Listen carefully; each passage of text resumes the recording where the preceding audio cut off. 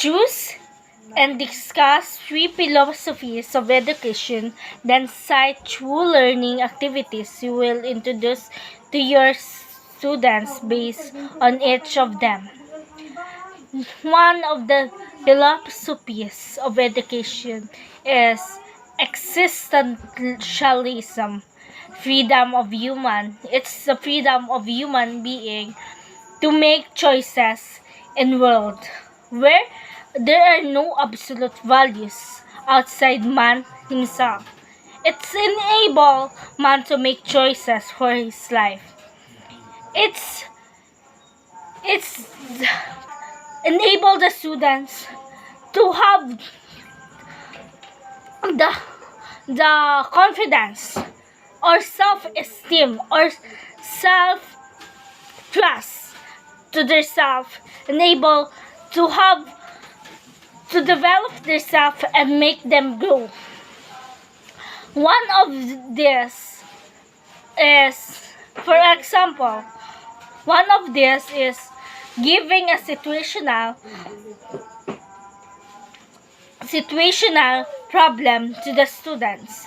It's either to make the choices because, and another one is let them enjoy or experience a thing that make them choice on their life.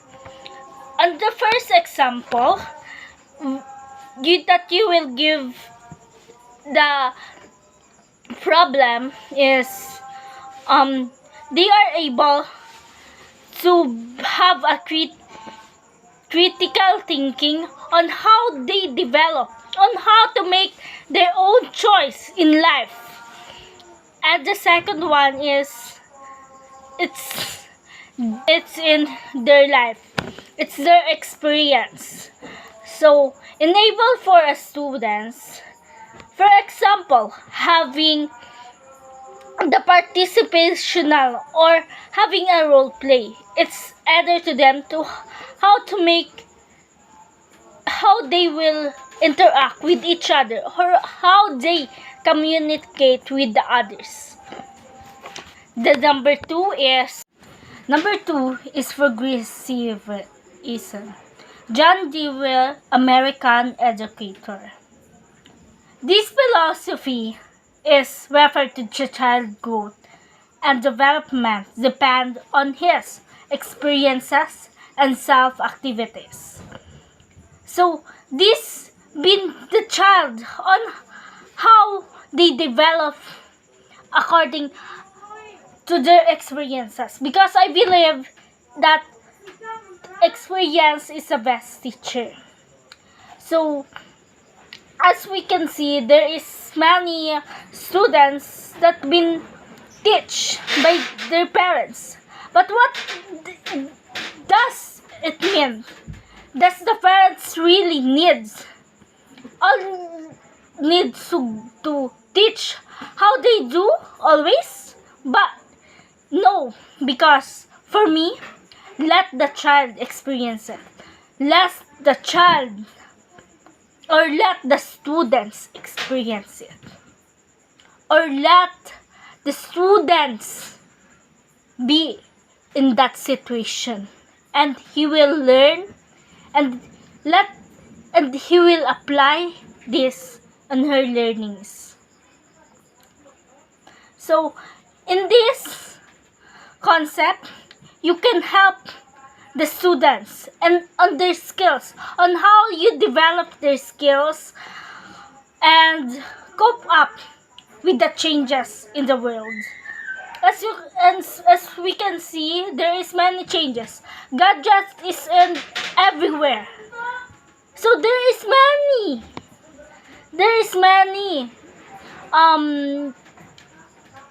what we call is there is many influence that they can see in internet. But if you will teach him how he will manage it, how to use internet in a good way, he will not learn, but let by letting him to introduce his or herself to that particular site is letting him or her learn. For example, by giving some tasks to them. As we can see, students are been working it in a due date, or they've been saying that it will be due next day until it will be on due date. So they will see how they will suffer. How will they suffer? Or what is the learning that they will do if they will do that particular project on due date? Example number 2 is that having the students in the particular or communicative or social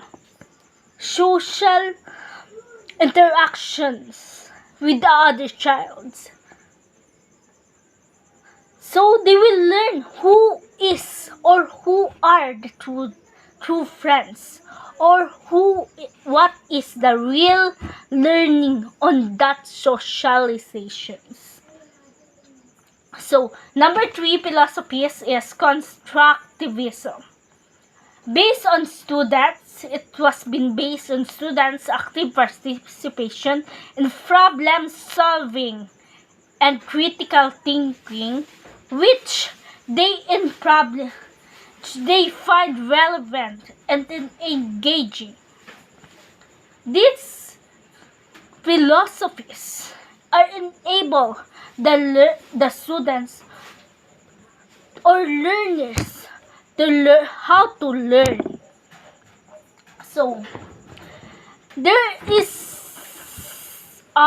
different approach, or these kinds of philosophies are enable the students to develop his being maturity, his being a brave heart towards future, or he being the future leader.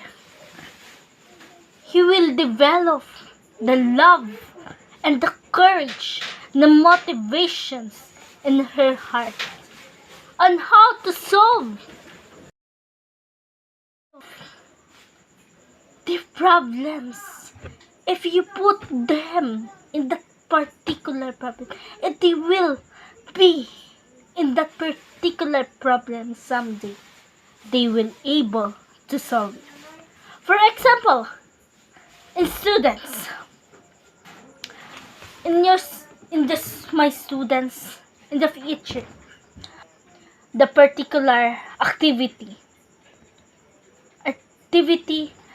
or logic that can enhance their thinking. In logic, there is many things that you can learn. Being a patience, how you love and develop. In logic, there is many things that they can learn.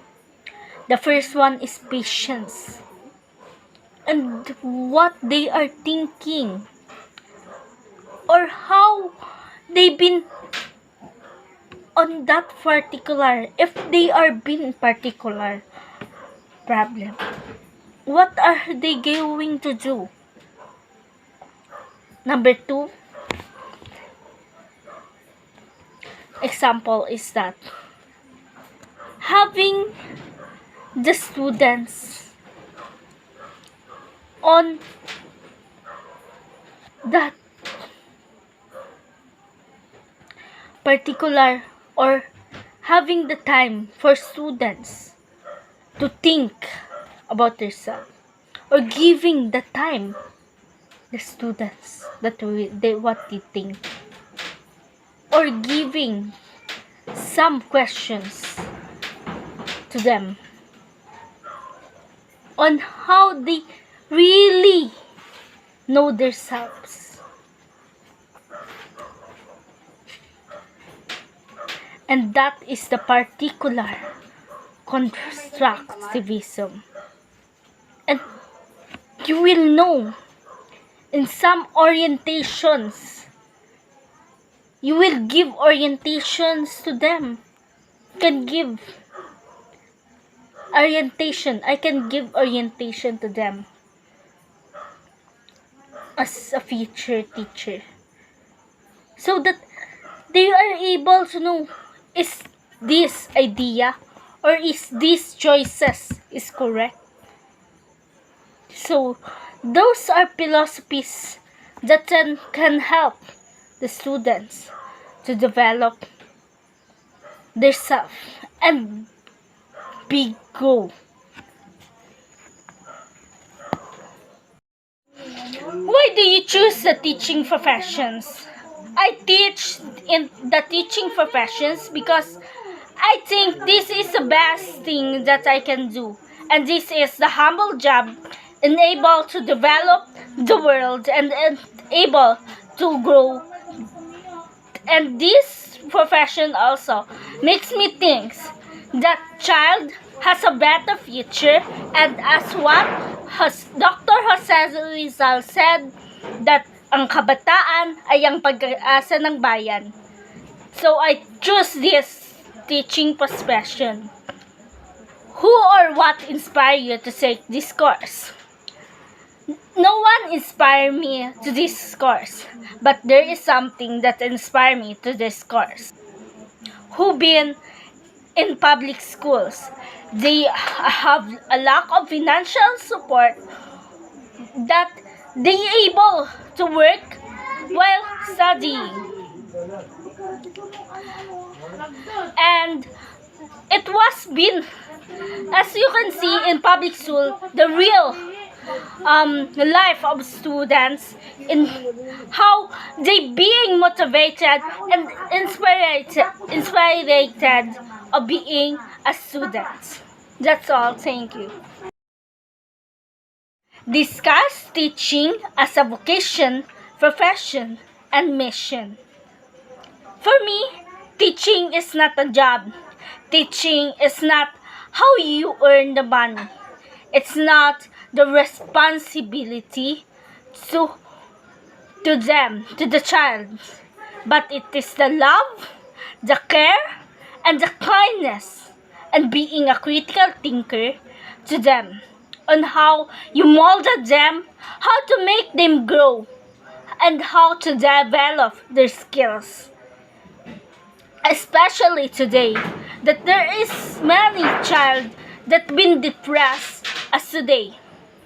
So you will be as a future, as I am as a future teacher, I want to end this depression within the child, because in a school I am the second mother who been hurt if my students have been depressed. So I will show how I care to them, and how I develop them, and how I solve them, and how I will with them in terms of their problems in life.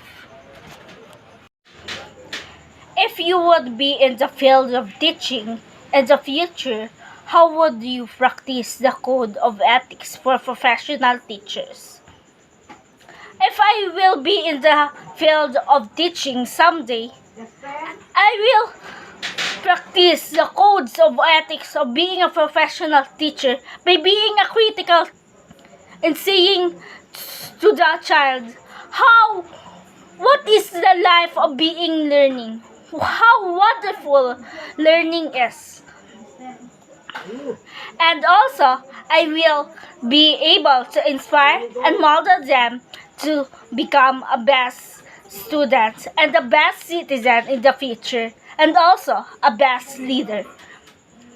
And also, I will apply these codes of ethic by being patient and kind and care to them as a future second mother to the young students and to the youth.